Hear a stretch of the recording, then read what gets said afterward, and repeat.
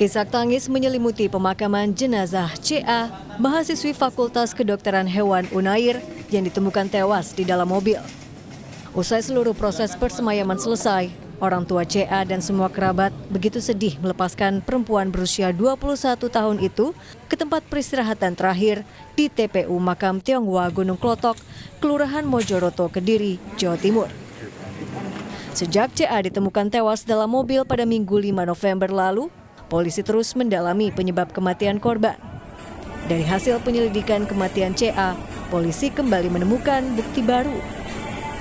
Kami menelusuri, akhirnya kami mendapat CCTV di dekat TKP kejadian dan terlihat sekitar pukul 4.16.00 mobil korban terlihat masuk ke dalam TKP. Pertama masuk ke dalam basement.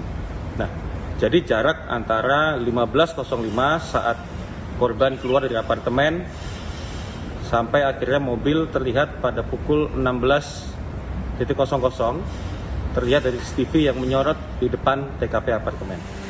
Hingga saat ini polisi terus melakukan penyelidikan untuk menemukan fakta-fakta lain di balik kematian CA, termasuk menunggu hasil otopsi. Tim Liputan, Kompas TV.